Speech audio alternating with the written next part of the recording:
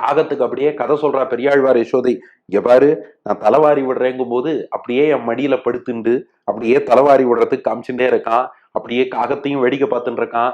என் மடியில படுத்த குழந்தையா இவன்? ஊழிக்காலம், பிரளய காலத்துல, பிரளய ஜலம் உலகத்தையே சூழ்ந்திருக்கும் சமயத்துல ஆதிசேஷன் மீது பள்ளி கொண்டு தன் உந்தி தாமரையில பிரம்மாவை படைச்சவன். உந்தி தாமரையில பிரம்மாவை படைச்சவன் இப்ப என் மடியில படுத்துட்டு நான் தலைவாரி விட காகத்தை வேடிக்கை பார்த்துன்னு எவ்வளவு அழகா கோஆபரேட் பண்றான் பாரு. பகவானுடைய எளிமை. உந்தி, உந்தி என்றால் நாபி, தொப்புள்னு அர்த்தம். உந்தி எழுந்த, எழுந்தனா உருவான, உந்தியில் அந்த தொப்புளிலே எழுந்த உருவாகி வந்த உருவமலர் தன்னில், மலர்னா தாமரை பூ, உருவனா அழகானன்னு அர்த்தம். உந்தி எழுந்த தன் நாபியிலிருந்து எழுந்து வந்த உருவமலர், அழகான தாமரை பூ, உருவமலர் தன்னில், அந்த தாமரை பூவுக்கு மேலே சந்த சதுமுகன் தன்னை படைத்தவன். சதுமுகன் என்றால் சதுர்முகன்னு சம்ஸ்கிருதத்துல சொல்றோம் இல்லையா. சதுகுன்னா நான்கு, நான்கு முகம் படைத்த பிரம்மா, அவருக்கு தான் சதுமுகன்னு பேரு.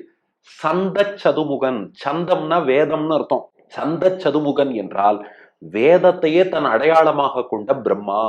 ஏன்னா வேதங்களை எம்பெருமான் பிரம்மாவுக்கு முதல்ல உபதேசம் பண்ணி அந்த பிரம்மாவின் மூலமாகத்தான் மேற்கொண்டு லோகத்துல பிரச்சாரம் பண்றார். அதனால வேதத்தின் பிரச்சாரத்துக்கு முதலில் அதற்கு வித்திட்டவர் யாருன்னா பிரம்மா. வேதமே அவருக்கு அடையாளம். ஏன்னா வேதம் அவர்கிட்ட இருக்கிற வரைக்கும் தான் பிரம்மாவுக்கு பதவி. வேதத்தை சொல்லி சொல்லி சொல்லித்தான் அவர் லோகத்தை படைப்பார்.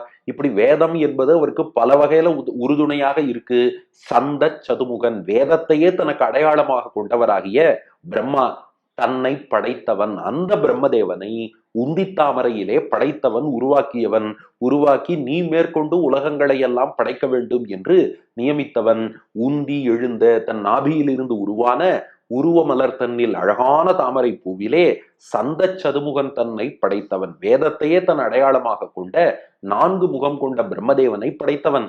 இப்ப அவன் என் மடியில படுத்துட்டு தலைவாரி விடும்போது காகத்தை வேடிக்கை பார்த்துன்னு வாரின்னு இருக்கான்.